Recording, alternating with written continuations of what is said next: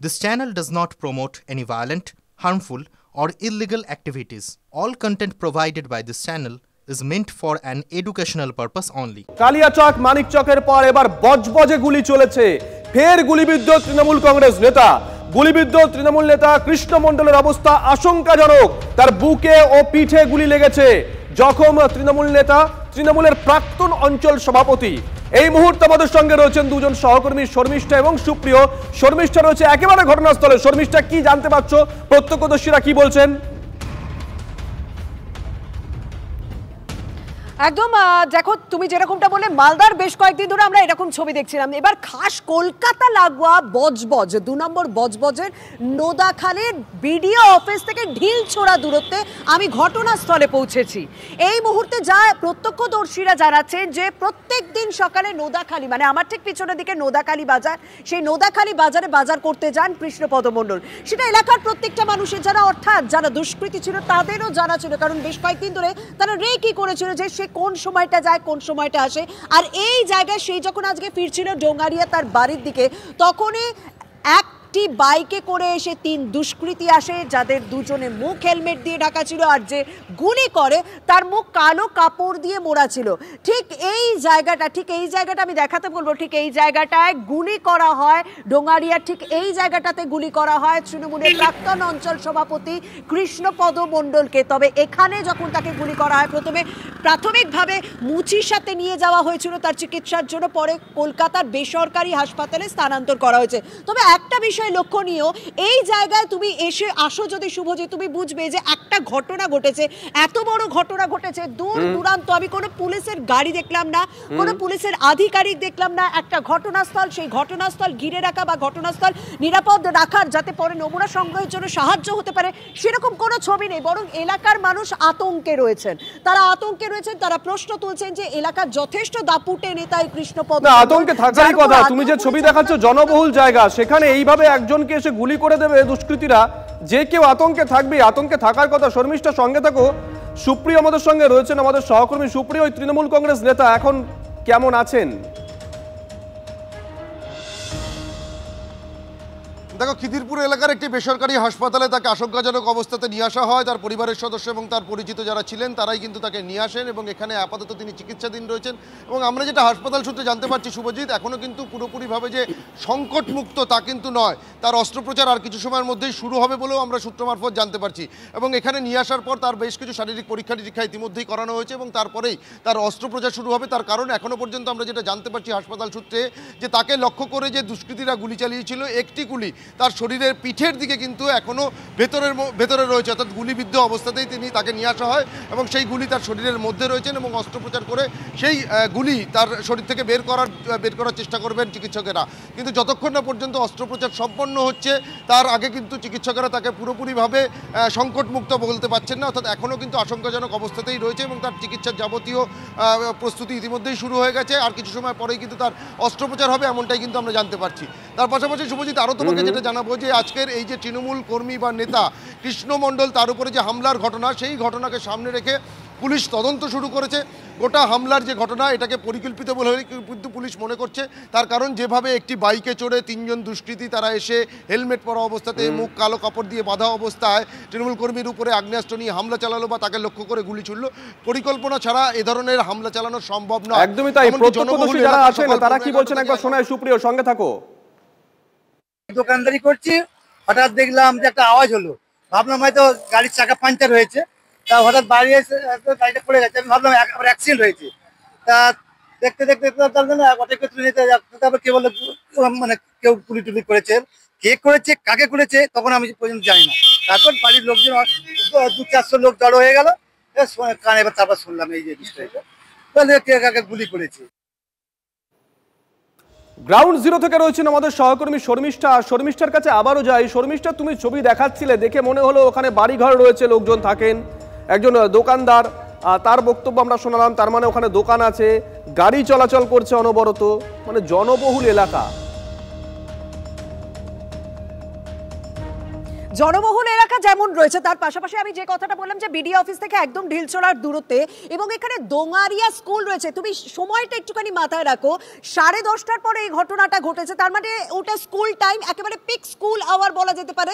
যখন এই গুলি ছোড়া হয় তখন বলা হচ্ছে এখানে স্কুলের বাচ্চারা রীতিমতো যাতায়াত করছে, আর যেভাবে চলন্ত অবস্থায় গুলি করা হয়েছে ওই কৃষ্ণপদ মণ্ডলকে লক্ষ্য করে, যদি একটা গুলির নিশানা ভুল হতো তাহলে যে কোনো মুহূর্তে আরো বড় ঘটনা ঘটতে পারতো। আমি দেখাতে চাই যে এখানে কোনো পুলিশ না থাকলেও এলাকার মানুষ কিন্তু এখনো পর্যন্ত ভিড় করে রয়েছেন, কারণ এই রাস্তায় প্রচুর গাড়ি চলাচল রয়েছে, কারণ এটা সিঙ্গেল রুট, এখান থেকে আপ ডাউন দুদিকেই গাড়ি যাচ্ছে ছোট জায়গার মধ্যে এবং আশেপাশে বাড়ি রয়েছে।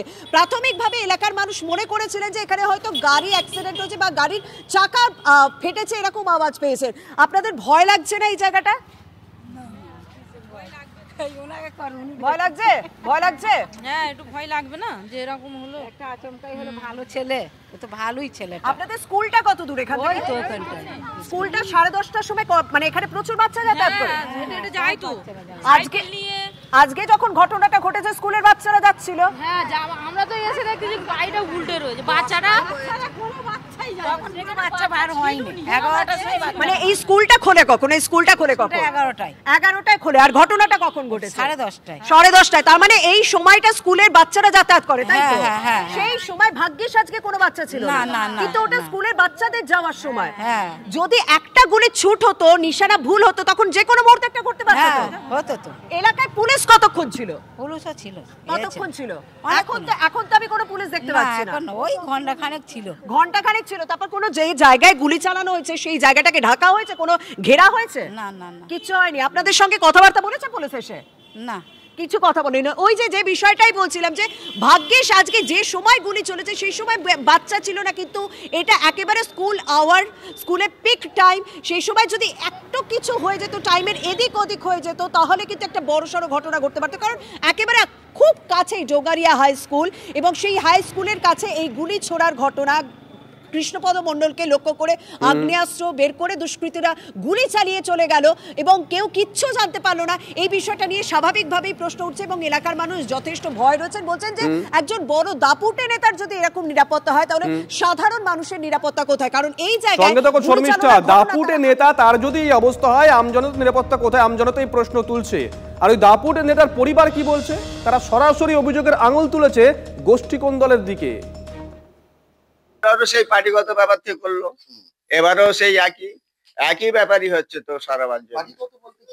তৃণমূলে, হ্যাঁ তৃণমূল করে। অন্য পক্ষ কেন? নিজের পক্ষই লোক ঝেড়ে দেবে সেরকম না। আগের বারে কি হলো বললো, নিজের মধ্যে যা হয়ে গেছে সেই একই ব্যাপারে এই পজিশনেও তো সেই একই ব্যাপার দাঁড়ালো। নদাখালী থেকে ফিরছিল, বাজার করে ফিরছিল, সেই সময় 3টে বাইক এলো, বাইকে ওই মুখে রুমাল বেঁধে এসেছিল, হেলমেট পরে। ওই বলছে যে বাইকে করে এসছে সব হেলমেট পরা, হ্যাঁ এবার মেরে দিয়ে চলে গেছে। কিন্তু তৃণমূলের অঞ্চল সভাপতি ছিলেন, এখন মনে হচ্ছে নেই আর। উনি পার্টি করতেন, আস্তে উনি সব পার্টির লাইন থেকে ছেড়ে দিয়েছে, দিয়ে এবার এখন উনি ব্যবসা নিয়ে ব্যস্ত। কিসে ব্যবসা করেন উনি? ব্যবসা যত সম্ভব একটা মানে কন্ট্রাক্ট লাইনে ব্যবসা করে, এই শুনলাম। তার জন্য কি এই ঘটনা? সেটা এবার কি করে বলবো, ওনাকে যখন আগে পার্টি করতে হয় সেই দুশ্মন থাকতে পারে। এর আগেও তো গুলি করা হয়েছে। আগেও গুলি করেছে। এখন কি আপনার আতঙ্কে? ফুল আতঙ্কে আছি আমরা, কারণ আমাদের সিকিউরিটি নেই। আমরা এটা নিয়ে দুবার হলো এনার সাথে। সুপ্রিয়র কাছে একটু যাই। সুপ্রিয়, দুলাল সরকার আগে হামলা হয়েছিল, পরে দ্বিতীয়বার হামলা হলো, তিনি মারা গেলেন, পুলিশি ব্যর্থতা নিয়ে প্রশ্ন উঠলো। এখানেও দেখো কৃষ্ণ মণ্ডল, তার উপরে আগে হামলা হয়েছিল, এই নিয়ে দ্বিতীয়বার হামলা হলো। সুপ্রিয়, দেখো ইতিমধ্যেই আমরা যেটা জানতে পারছি, এই যে কৃষ্ণ মণ্ডল, তার উপরে কিন্তু বছর 1.5-2 আগেও কিন্তু একবার ঠিক এ ধরনেরই হামলার ঘটনা ঘটেছিল। আবার ঠিক একই ঘটনার পুনরাবৃত্তি, অর্থাৎ আজও 3জন দুষ্কৃতী তাকে লক্ষ্য করে আগ্নেয়াস্ত্র দিয়ে গুলি চালালো। তবে এখন যেটা পুলিশ যেটা দেখছে যে এই হামলা চালানো বা তাকে লক্ষ্য করে যে গুলি চালানোর ঘটনা ঘটলো, এর নেপথ্যে কী কারণ, অর্থাৎ মোটিভ কী রয়েছে, কোনো রাজনৈতিক কারণ ইতিমধ্যেই পরিবারের তরফ থেকে কিন্তু গোষ্ঠী কন্দলের তথ্য সামনে তুলে ধরা হচ্ছে, নাকি এর পেছনে কোনো ব্যবসায়িক শত্রুতা রয়েছে, কারণ সিন্ডিকেট বিবাদ সংক্রান্ত বিষয় কিন্তু ইতিমধ্যেই সামনে উঠে আসছে। তবে ঠিক কী কারণে এই হামলা, দুষ্কৃতীরা এই যে তাকে লক্ষ্য করে গুলি চালালো, সেই মোটিভটাই কিন্তু এখন স্পষ্ট হতে চাইছেন তদন্তকারীরা। তার পাশাপাশি দুষ্কৃতীদের খোঁজেও তল্লাশি শুরু হয়েছে এমনটাও আমরা জানতে পারছি।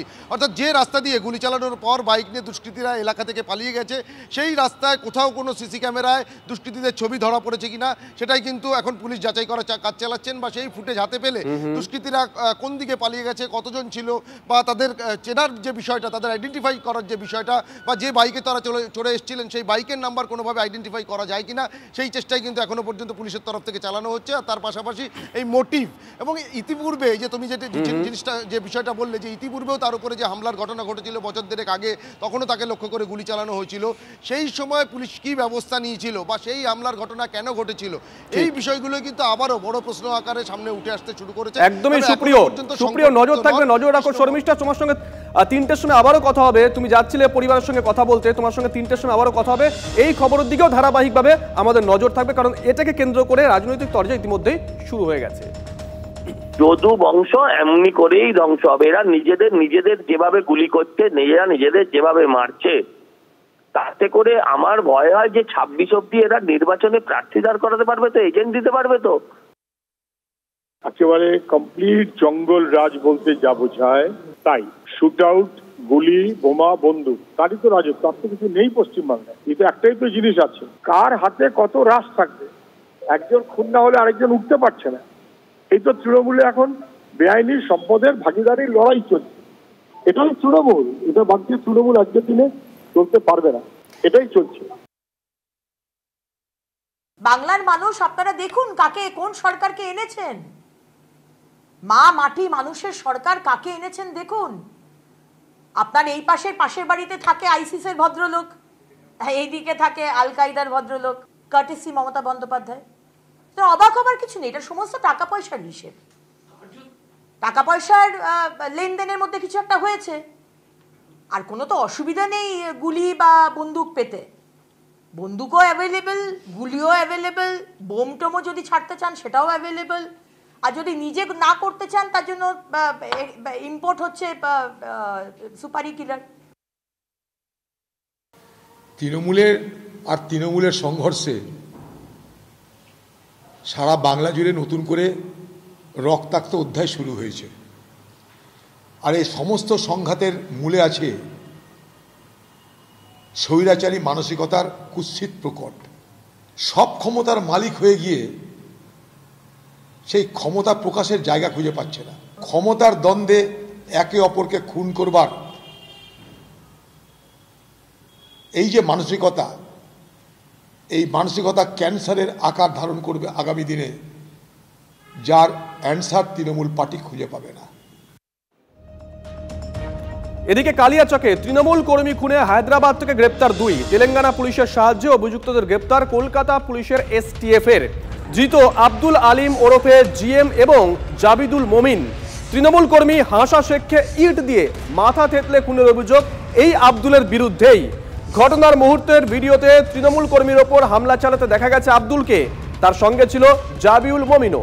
পুলিশের হাতে ধরা পড়েছে আরও এক অভিযুক্ত রিয়াজুল হক ওরফে র্যালি। এই রিয়াজুলকেই আগ্নেয়াস্ত্র হাতে দেখা গেছিল ভিডিওতে। তৃণমূল কর্মী খুনে এখনো পর্যন্ত মূল অভিযুক্ত জাকির শেখ সহ মোট 6 জনকে গ্রেপ্তার করেছে পুলিশ।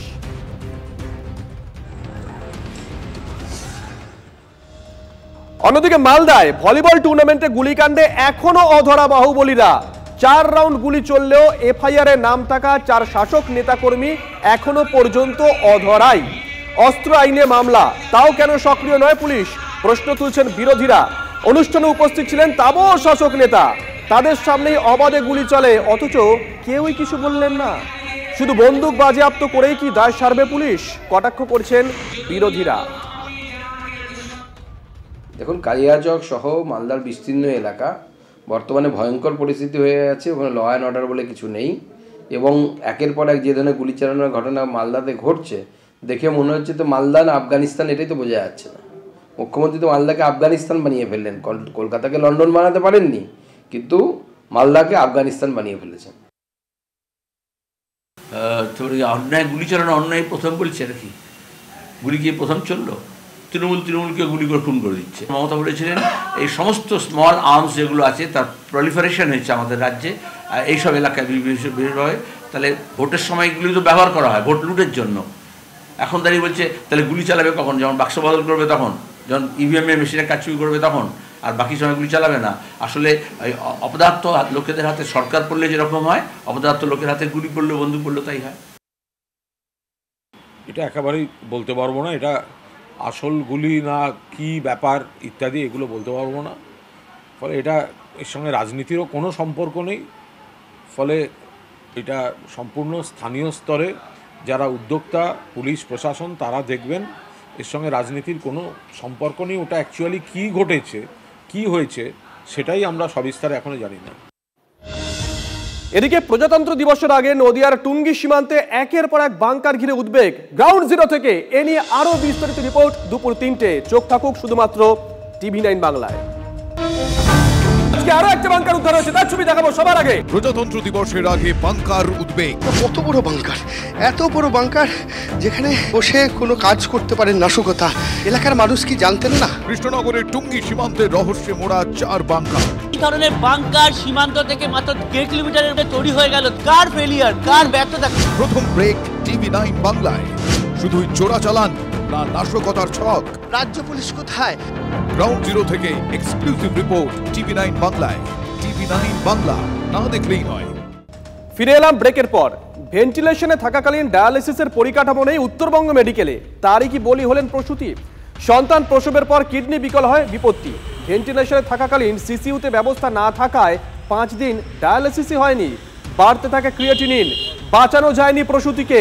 চিকিৎসায় গাফিলতির অভিযোগে সরব হয়েছে পরিবার। তারা দেহ নিতে নারাজ। প্রশ্ন উঠছে, জলপাইগুড়ি মেডিকেলে পোর্টেবল ডায়ালিসিস ডিভাইস থাকলেও কেন তা আনা হয়নি? কেন কলকাতার হাসপাতালে স্থানান্তর ও বিকল্প ব্যবস্থা করা গেল না? অনেক আগ্রহে আমি ভেবেছিলাম যে ছেলেটার মাকে ছেলের কাছে ফিরিয়ে দেবো, এই আশা নিয়ে এসেছিলাম। আর আমার ডাক্তারবাবুরা বলেছেন যে এখানকার ডাক্তারবাবু যারা ছিলেন তারাও চেষ্টা করেছেন, কিন্তু হয়তো আমরা যদি এসএসকেমে যদি আমার পেশেন্টটাকে সময় মতো নিয়ে যাওয়া হতো, আমাদের শেষ উমিদটুকু ছিল যাতে ডায়ালিসিস এবং ভেন্টিলেশন যদি একসাথে থাকতো, হয়তো পেশেন্ট আবার আরও কিছুদিন রিকভারি একটা সুযোগ ছিল। সেই সুযোগটাও এখানে আমরা পাইনি। তবে উত্তরবঙ্গের মধ্যে যেহেতু 1 নাম্বার এখানে ডায়ালিসিসের সাথে মতলব ভেন্টিলেশনের সাথে ডায়ালিসিসই নেই, তাহলে আর এই বড়র কাজ কি? কোনো কাজ নেই। পোস্টমর্টম ছাড়া তো আমরা লাস্ট নিবই না, এটা কোনো কথাই আসে না। আর হচ্ছে আমরা চাই ময়নাতদন্ত হয়ে ভিডিওগ্রাফি হোক। ম্যাজিস্ট্রেটের সামনে হলে আমাদের মনে খুব একটা শান্তিদায়ক বিষয় হতো যে ম্যাজিস্ট্রেটের সামনে আমাদের পিএমটা হোক, এটাই আমাদের ছোট করে একটা দাবি। আমাদের যেটা ল্যাকিং, অনেক দিন থেকেই ল্যাকিং, সেটা হচ্ছে যে সিসিইউ এর মধ্যে যে ডায়ালিসিসের ব্যবস্থা যেটা আধুনিক কালে থাকা উচিত সেটা নেই। তার জন্য আমরা ফাইলও করে পাঠিয়েছিলাম 1 বছর আগে থেকেই। সেখানে একটা পোর্টেবল আরও সিস্টেম আর তার সঙ্গে ডায়ালিসিস মেশিন লাগে। অনেক পেশেন্টে গেছে যখন, মানে অসুবিধাটা হচ্ছে যে ভেন্টিলেশনে থাকার সময় যেহেতু ওখানে ডায়ালিসিসটা নেই আইসিইউ এর ভেতরে, সেখানেই প্রবলেমগুলো হচ্ছে যাদের ডায়ালিসিস লাগছে। স্বাস্থ্য ভবন থেকে স্যাংশন হয়ে প্রকিউরমেন্টগুলো আসতে হয়, তো সেখানে আমাদের ওয়েট করা ছাড়া কোনো উপায় নেই যতক্ষণ না ওটা স্যাংশন হয়ে আসে। এদিকে চিকিৎসায় অবহেলার অভিযোগে শিলিগুড়ির বিধায়ক শঙ্কর ঘোষের নেতৃত্বে উত্তরবঙ্গ মেডিকেলের সুপারকে ঘিরে বিক্ষোভ বিজেপির। জলপাইগুড়িতে সিপিএম এর নেতৃত্বে বিক্ষোভ। পুলিশ গুলি খেলে এই মেডিকেল কলেজে আসলো না কেন? এত অসাধারণ পরিকাঠামো তৈরি, কেন গেল বেসরকারি নার্সিংহোমে? আর এইখানে নাকি শুনছিলাম, এখন আছে কিনা জানি না, ওই ব্যর্থদেব, জানেন তো শিলিগুড়ির যিনি মেয়র, ব্যর্থদেব বাবু এখানকার দীর্ঘদিন ধরে এখানকার রোগী কল্যাণ সমিতির চেয়ারম্যান। তাই ব্যর্থদেব আজকে বলুক যে 10.5 লাখ টাকার করে মাত্র যে পোর্টেবল ডায়ালিসিস মেশিন সেটা কেন আসলো না? তাহলে উনি কেন বসে থাকেন এখানে? কেন উত্তরবঙ্গ মেডিকেল কলেজে, একটা নর্থ বেঙ্গলে একমাত্র medical college, central government AIIMS করলো না? রাজ্য সরকারের সঙ্গে মিলিতভাবে তাহলে নর্থ বেঙ্গল মেডিকেল কলেজকে আপগ্রেড করার কথা, এইমসের মতো সমতুল্য করার কথা, সেটা কেন করা হলো না? এমনকি যে যন্ত্রপাতিগুলো আছে সেগুলো ব্যবহার হচ্ছে না, তো সেখানে দাঁড়িয়ে মেডিকেল কলেজে পাঠিয়ে তার লাভ নাই না, তো মেডিকেল কলেজের ট্রিটমেন্ট ঠিক মতো হলো না কেন? তার জন্য কে দায়ী সেটা দেখতে হবে। এদিকে মৃত্যু শোকের মাঝেই পদে পদে হেনস্থা, প্রসূতির চিকিৎসায় শুধুমাত্র অবহেলাই নয়, অভিযোগ নিতে পুলিশের বিস্তর টালবাহানা, এমনটাই অভিযোগ। হ্যাঁ, প্রসেনজিৎ আমাদের সঙ্গে রয়েছেন, আমাদের সহকর্মী। প্রসেনজিৎ, এটা কোনো মহকুমা হাসপাতাল নয়, কোনো স্বাস্থ্য কেন্দ্র নয়, এটা মেডিকেল কলেজ। পরিকাঠামো নিয়ে যেমন প্রশ্ন উঠছে কেন পুলিশ প্রথমে অভিযোগ নিতে চায়নি?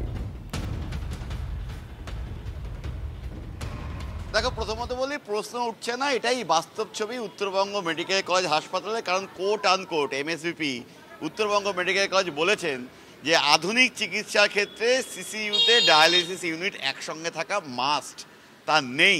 গত 1 বছর ধরে দফায় দফায় স্বাস্থ্য ভবনকে বলা হয়েছে কত দাম, একটা ইউনিটের দাম 10 থেকে 13 লক্ষ টাকা, মোট 4টি ইউনিট বিভিন্ন ওয়ার্ডে লাগানোর জন্য সব মিলিয়ে 42 লক্ষ টাকার প্রজেক্ট, সেই প্রজেক্ট স্যাংশন হয়নি। আরও একটা প্রশ্ন আছে, মেদিনীপুরে যে প্রসূতিরা একইভাবে ওই স্যালাইন ব্যবহারের পর কিডনি বিকল হয়েছিল তাদেরকে এসএসকেএমে নিয়ে যাওয়া হলো, আর উত্তরবঙ্গে এই যে তরুণী, এই যে প্রসূতি, তিনি যখন অসুস্থ হলেন এই মেডিকেল কলেজে এই পরিকাঠামো নেই জেনেও এখানে গত 15 দিন ধরে ফেলে রাখা হলো। কেন কেন দেরিতে ঘুম ভাঙছে স্বাস্থ্য দপ্তরে? কোথায় গিয়ে সমন্বয়ের অভাব? উত্তরবঙ্গে চিকিৎসা ব্যবস্থায়, সরকারি ব্যবস্থাপনায় সবচেয়ে বড় প্রতিষ্ঠান উত্তরবঙ্গ মেডিকেল কলেজ, যেখানে উত্তরবঙ্গটা বটেই, আশেপাশে অন্যান্য জেলা, প্রতিবেশী দেশ থেকে প্রচুর মানুষ আসেন, প্রতিবেশী রাজ্য থেকে মানুষ আসেন, সেখানকার আইসিইউ, সিসিইউ, যেখানে একটা সামান্য ডায়ালিসিস ইউনিট নেই। এখন যে রোগী ভেন্টিলেশনে আছেন তাকে ডায়ালিসিস দিতে পৃথক ইউনিটে নিয়ে যাওয়া হবে কিভাবে? ঠিক এই ঘটনা মেডিকেল কলেজের পরিকাঠামোর দিকটা কি সেটাও সকলের সামনে এনে দিয়েছে। নজর থাকবে প্রসেনজিৎ।